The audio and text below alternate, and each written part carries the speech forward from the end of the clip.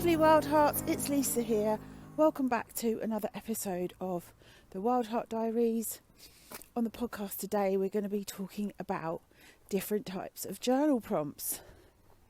Sometimes you can find journal prompts in unexpected places. So how are you doing today? Are you alright? Are you okay? I hope so. It's lovely to connect with you. Thank you for listening, and if you're a new listener to the show, welcome. I just wanted to pick up a thread actually from I think it was the last podcast episode. It was the one before last, the one where I talked about narcissists and emotionally manipulative people and toxic relationships. And I listened back to it, and there were so many things that I wanted to say, but that's probably another whole episode in itself.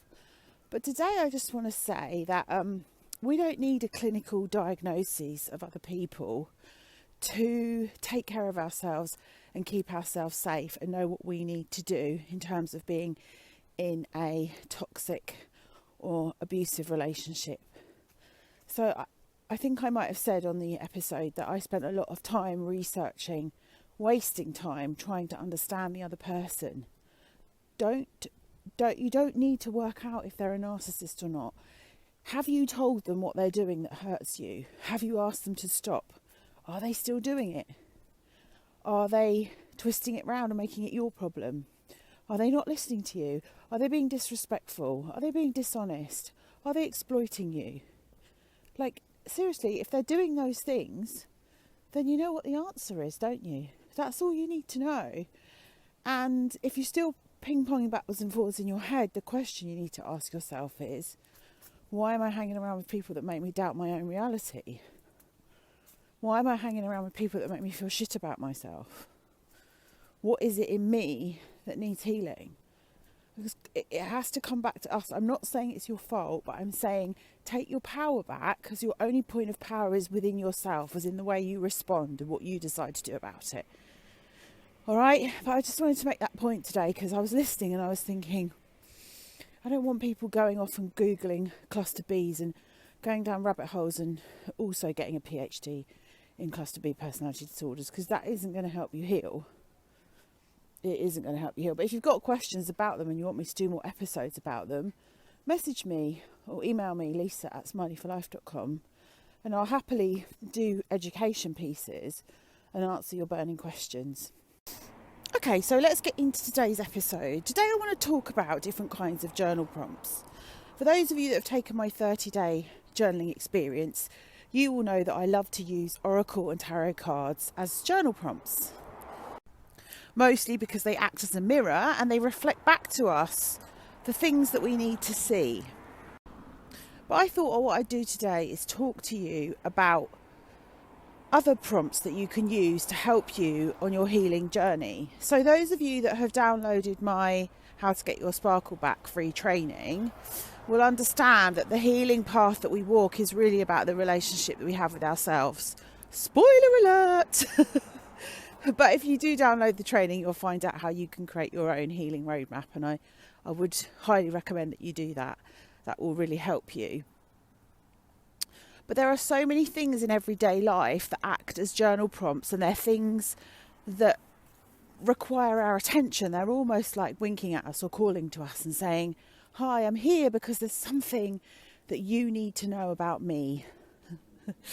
And a lot of the time, we go through the day with our eyes closed, or with our heads down, looking at our phones, or engaged in some kind of drama, or some kind of stress, or some kind of busyness. And actually, we're missing all these opportunities.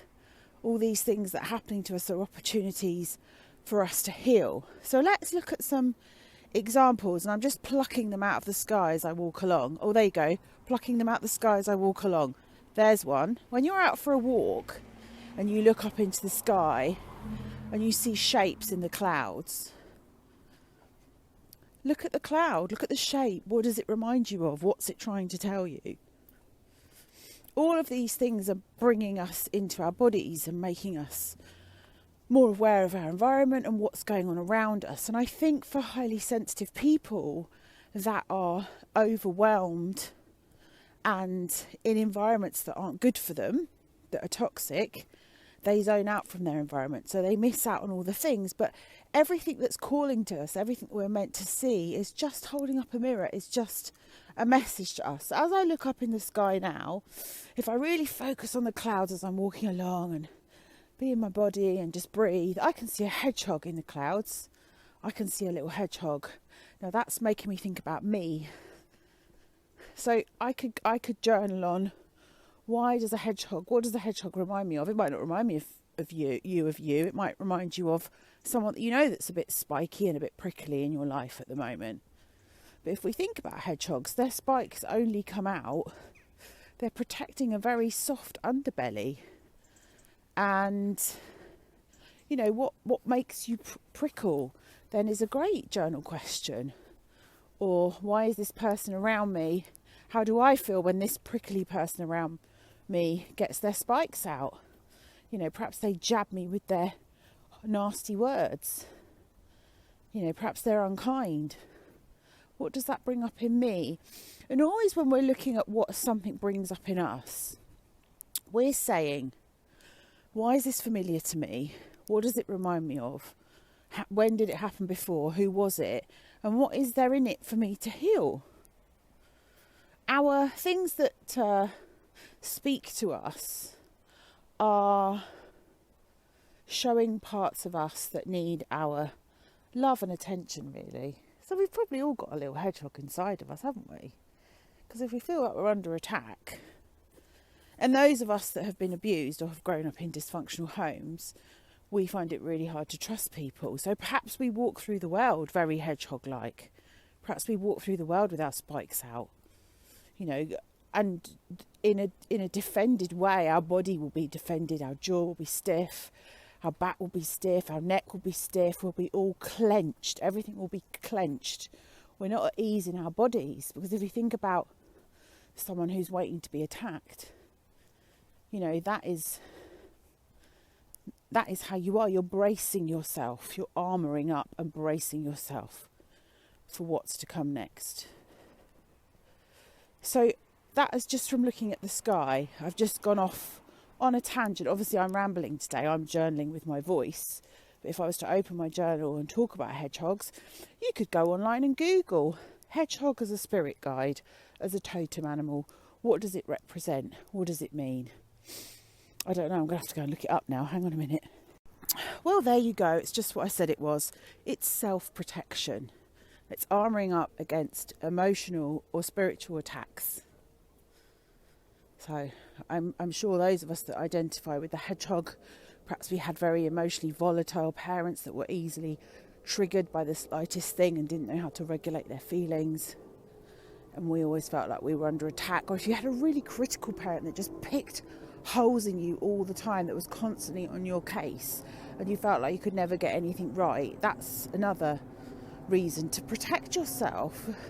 And if you think about the energy of those verbal attacks or emotional attacks, it's really big and it hurts. So of course you're going to armour up and protect yourself. So that's just from looking at the clouds. So become an observer of what's going on around you. So nature talks to us a lot. It, you know, like I think I've said before on here about looking for signs from the universe. So like seeing particular birds or seeing feathers, white feathers, or seeing coins on the floor. They're all messages from, well, our loved ones in heaven, some people would say, or our ancestors. So just pay attention to what goes on around you. And then another extension of that would be, I mean, the best prompts, I think, to journal on are what triggers us. Now, if you have great self-awareness, you will know what your triggers are already, I would imagine. I mean, I know what mine are. But they will still come and trigger you. So there are always opportunities to come at that trigger, at that pain point from a different perspective. I think if you're an avoidant person, So if you tend to avoid and swerve uncomfortable feelings, then you will find it hard to journal on your triggers, because you'll want to be like, maybe you're trying to polish the turd and make out la la la la la, everything's fine, Ross from Friends, I'm fine. Have you seen that episode with Ross from Friends? It's a good one, look it up. But actually that is denial, and it's hurting you. And in some relationships with some people, you have to be in denial to be in relationship with them. You have to deny parts of yourself or your truth, or you can't say how you really feel. Those relationships are hurting you. And what would happen if you were to say them? So I think, or if you are a person, and there's no judgment here, but let's say you are a person that finds that you are quite avoidant when it comes to uncomfortable feelings or uncomfortable truths, then just journal on that. Just journal on that. Just say, what is it in me that's finding that difficult to look at? What am I scared of? But I always think when a trigger happens in the moment, I don't think you can journal. You need to self-soothe first. But sometimes I self-soothe. So self-soothing is when you have a big emotional response to something, and you need to help yourself as you sit with the emotions as they pass through your body. So, the energy of the emotion comes into your body, you feel it in a certain place. You're not thinking it. Thinking it and talking about it is not the same as experiencing it. It goes on in the body, the experience. And you experience it, and you may have to do things to get you through that period of time that you've got to sit with the feeling. But what most of us tend to do is go up into our heads and start analysing it and going, he said that and she did this, and what does that mean? And have I got it wrong again? And we sort of spiral into that space. Whereas staying in the body, and a good way to stay in the body is to just put your hand on your heart and breathe. And not judge it, just accept it, allow it to happen, welcome it in. Just allow it to happen and welcome it in. It can't hurt you. It's what we make it mean. It's the story that we run around it that makes it more painful, I feel. But if we just let the energy come in and feel it, and maybe in the moment we need to do something to soothe it. So if you've got my emotional first aid kit, you'll know that I ask you, do you need to move or do you need to be still? Like when I'm angry, I actually want to walk it off. If I'm sad, I want a hot water bottle and a blankie. I want to lie down and just cry it out. What do you need to help you get through it? So triggers are such a good journal prompt, because they will tell you what your fears are. They will tell you what your old stories are. They will tell you where your hurty bits are. They will tell you where you can build emotional resilience, where you can get to know yourself on a deeper level. And I think they're brilliant journal prompts. And for those of you that come to the journal classes, we did actually do that as a journal prompt last time. We looked at what was emotionally challenging for us, and then we pulled some cards on it, and we just worked through that as a group, and people found that really helpful. So anything that emotionally challenges you, which is really what a trigger is, it comes into your body, and a trigger is a reaction. It's not a response. It's a reaction that's disproportionate to the thing that's happened. Let me see if I can think of an example to help you with that. Oh, well, a recent one, which I did talk about on that episode about emotionally manipulative, narcissistic and toxic people, was the altercation that I had with my builders, who are currently invading my personal space every day at 9 o'clock in the morning. Let's not talk about that.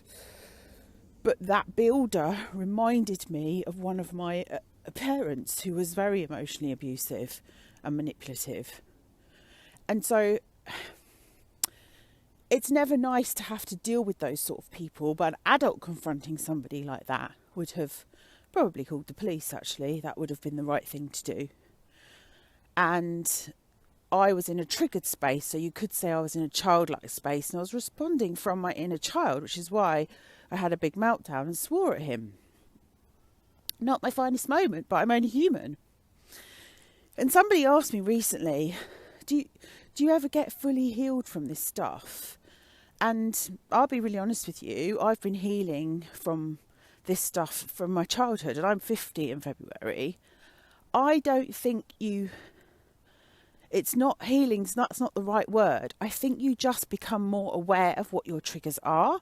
And if you know you're going to go into situations which are going to be stressful and are going to activate those triggers, then you learn how to help yourself through them, or how to prepare yourself with them. So let's say, for example, that you're going to go and hang out with your family of origin for Christmas, and there's some people there that are very triggering, that push all your buttons, because families do push our buttons because they installed them. Well, dysfunctional ones I'm talking about now. And so you're going to go and hang out with these people, and you know that you're going to get triggered. So back in the day when I had to do that and I was still healing, I would prepare myself. So I would go there and drive in my car, and on the way over to the house, I would remind myself of my boundaries. So I would have a little pep talk with myself in the car, and I would say, you can talk about this and you can talk about that, and if anyone asks you about that, you're going to change the subject, you're going to ask them a question about themselves. You're not going to get into conversations about romantic partners, financial situations, work. You're not going to talk about anything which you're challenged by or that's problematic for you, that makes you vulnerable. You're just going to stick to these topics. We'll talk about the weather, we'll talk about how lovely the food is, we'll talk about what we think of Christmas and what's on the telly. We'll talk about how lovely the turkey gravy is, and how decadent the puddings are, and how juicy the turkey is. And we'll get involved in the games. And if anyone tries to push our buttons, we will just look at them and get up from the table and go and do the washing up, or excuse ourselves and go to the bathroom and run our hands under the cold tap. And so I'd have all these plans, and then I'd say, a lot of the time I'd stay over, but when I stopped drinking and smoking, then I could say, well, I'm not drinking, so I'm going to go home and sleep in my own bed tonight. Oh, and it didn't go unnoticed, and that wasn't the done thing, because that wasn't what we usually did. I find that toxic people love to ruin Christmas and birthdays. They love to find a drama in it so they can make it all about them. Unless it's their birthday, of course. But Christmas isn't about them. It's about something else entirely different, isn't it? But as long as the spotlight is on them and how great they are, then they'll be happy. So that would be an example of how, if you were aware that a certain person or a certain situation was triggering and you had to go for whatever reason, just remember, you never have to go to these things. You don't have to go to every argument you're invited to. If you have got a particularly tricky family, you'll know that it's very rare that a family event will take place without there being some kind of conflict or drama, or you know where it's at. And the key is not to get pulled into it, I suppose. So another really good journal prompt is conflict. If you are conflict averse, like I am, then it helps if you see conflict in a different way. So I like to say that conflict is just having a very uncomfortable conversation with somebody. It means it will bring up uncomfortable feelings with me, but actually I value the relationship enough to sit with my own discomfort and try and seek resolution with the other person. And you would like to think that the other person would like to reach resolution with you and be honest and have an open and honest discussion. It isn't necessarily about agreeing with one another. You can both have different feelings on the topic, but as long as you can understand one another so that both parties feel seen and heard and understood. So I think if you are in a situation which has brought up conflict, then journaling to yourself, so having a dialogue with yourself and working out What's going on for you? How are you feeling? What do you need? What would you like to happen? What would you like the outcome to be? What do you want to understand from the other person? And then it can just be a conversation over a cup of coffee. It doesn't need to be screaming abdabs and meltdowns and big old dramas. But the problem is, if you come from a family where people don't know how to do conflict, and conflict, I think there's different types of people that don't do conflict. There's people who just door slam and shut people down and give you the silent treatment and won't talk about stuff. There's that. But then there's also people that turn every personal difference into a great big flaming row where they're storming off and shouting. So yes, conflict is definitely a good journal prompt.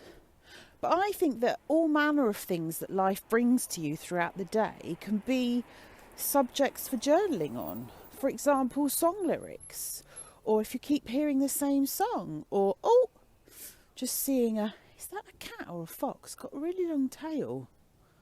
Oh, it's a cat. It's a ginger tomcat. So it's getting a bit dark now. I couldn't really see. Yes, so anything that comes across your path throughout the day, snippets of conversations you hear, things that you watch. I mean, as you're scrolling through your phone, you're going to see all sorts of stuff. It doesn't have to be negatively triggering you. It can also activate really positive feelings, like the things that we really love and that we're drawn to, or the people that we really admire and are drawn to, are mirroring usually elements of ourselves. So on the last episode I recorded about Robbie Williams' new Netflix documentary, and I could see parts of my traumatised self in his journey. So you're going to gravitate towards that. I really gravitate towards Adele, the singer, because she's so down to earth and just tells it like it is and isn't afraid to say what's on her mind. But she also speaks from her heart, because you can hear that in her music when she sings her songs. She conveys her lyrics and her melody with just pure emotion. I challenge anyone to listen to one of her songs and not be moved by them, unless you're a robot or a psychopath. But, you know, all joking aside, I see people writing online, oh, Adele's just a big old whinge bag. She just whinges about all the things that are wrong and that she's heartbroken. Okay, so I want to say to that person, oh, what makes you feel uncomfortable about having a broken heart? Where's your heart been broken? Where are you not letting those vulnerable feelings in? Where are you not telling the truth to yourself and acknowledging that life's hurt you? Because we've all been hurt by life. All of us have. So it's very telling as well. That could make good journal prompts when you go into the comments section online. I mean, I don't really go on social media that much anymore. I tend to hang out on YouTube a lot, and there's a comment section there. Oh, if you ever go over to YouTube and watch one of my journaling videos, please leave a little emoji in the comments or wave and say hi and give me a like and let me know you've seen it, because it's always nice to have visitors over there. But if you go into the comment section on Instagram and Facebook, you will see how people are triggered left, right and centre, and you will see how people are so unaware of that. Everything that moves us, everything that stirs something within us, is something for us to learn and know about ourselves. And there are many ways that life speaks to us throughout the day, and they all make beautiful journal prompts. So I hope that's given you some food for thought, and if nothing else, I hope it makes you more present. And whenever you're listening to this, that you start to walk through life observing about what's going on around you and how life is unfolding around you. And, you know, life is not happening to you, it's happening for you. And something which I had to remind myself of recently was that when you feel like you're having a breakdown, or when you feel like everything's going wrong, and that's your trauma brain catastrophizing, what if it was all coming undone because what was on the other side of that was exactly what you needed? But if you hold on really tightly and try and stop that from happening, not only are you going to really hurt yourself doing that in the process, you're going to make it longer and harder and more painful, but you're never going to reach the other side, and you'll never know what that could be like. And so many people teeter on the edge of change. You know, they'll start change, they'll start doing something, like they might start journaling, or or they might start going to therapy, and then it gets a bit sticky and a bit tricky and a bit icky, and they think, oh, fuck me, I didn't sign up for this. This is all a bit deep. Yes, it is really deep, getting to know yourself. That's what intimacy is. Into me see. Intimacy. Into me see. I really fully see myself. Warts and all. And many people teeter on that edge of change and never fully make it through to the other side.